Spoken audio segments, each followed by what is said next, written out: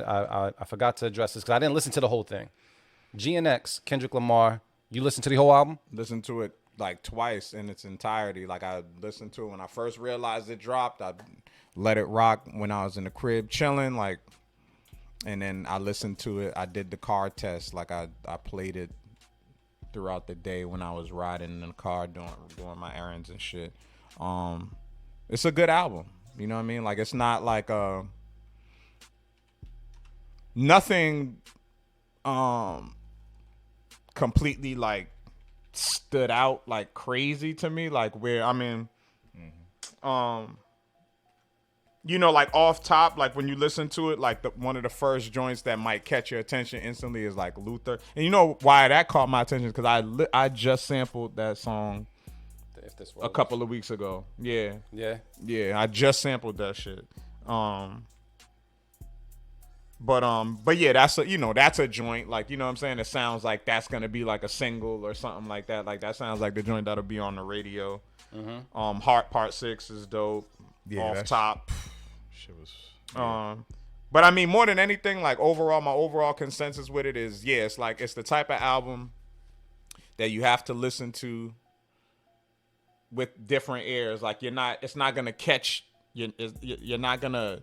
You might not gravitate to it if you're not a person that listens to West Coast music, especially like current West Coast music, like more progressive West Coast shit. It sounds like a very Cali album. Like, you know what I'm saying? Like it sounds like very Cali and then very unorthodox, like in terms of like his approach with rhyme styles and like, so if you're not, so it's definitely it's not for people who are looking for just straight bar work, or like the bars are there, but they're not presented in a way that's like easily digestible for everybody. You know what I'm saying? Yeah. It's not that type of album. This album sounds very West Coast. But yeah, in terms of like lyrically, you can miss what he's saying, bro. Like you can easily, because you know what Kendrick does. Yeah. The voice, the inflections, the different type of inflections, different type of flows. Like you can easily miss and think that he's just sounding crazy. But nah, man, the bar work on this project is he's talking that shit. But it's not my favorite Kendrick album. I was about to ask you something. You know what I'm saying? Like it's not my favorite Kendrick album because like for me, like there's no like bangers like production wise where it's like like as soon as you hear it, like that's that shit. You know what I'm saying?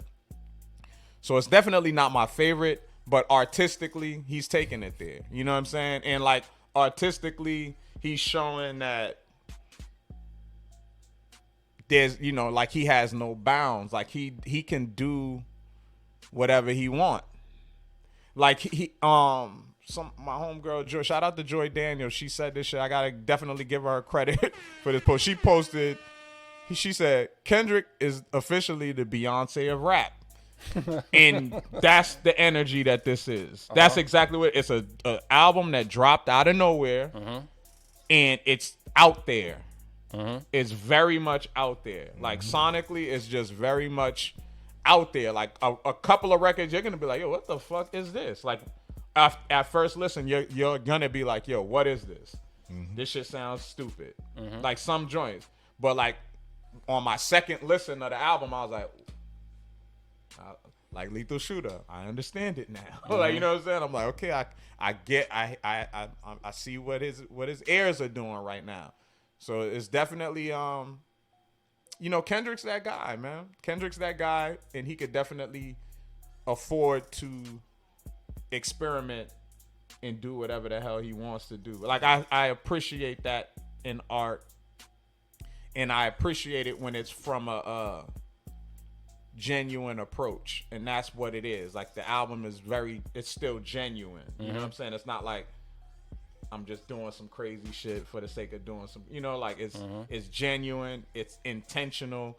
There's a common theme, there's a common thread sonically, So he knew what he was doing with this. And for me, this sounds like a project before the project. That's what Trench was telling me. Like, it's not officially Yeah, you could his tell. album. Because, like, Not Like Us is not even a single or anything that's on this album, which most people would Yeah, do. but I don't think he would even. I don't think he would even add That to Not an Like album? Us to an album at this point, because the song is bigger than anything. Yeah.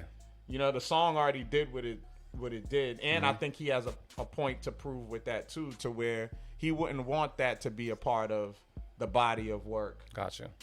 Waste a Drake diss Yeah. for the body of work. You know what I'm Gotcha. saying? It did that shit did what it did.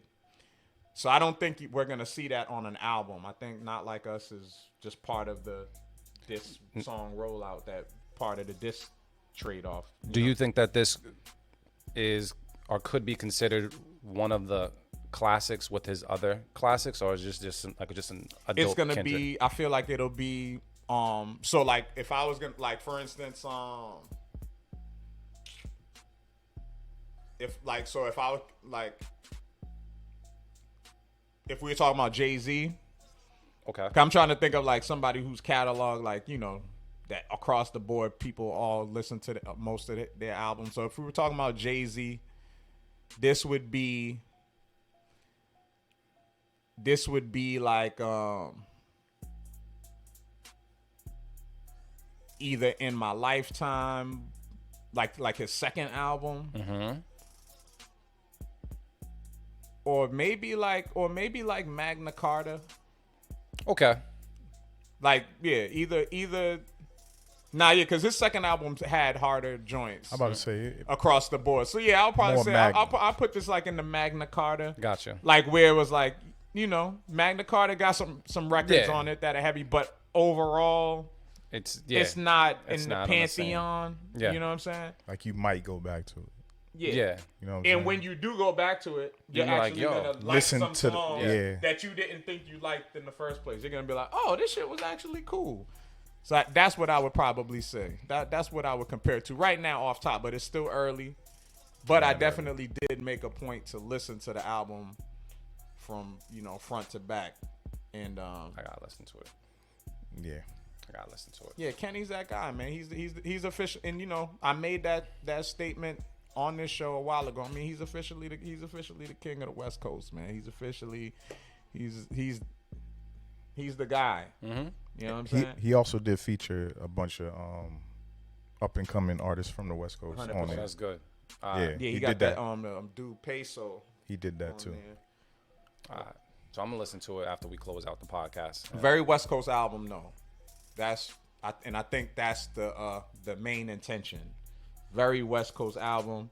So a lot of the vibe, feel, the slang is very much some Cali shit. And there's something to be said about that too, because like you really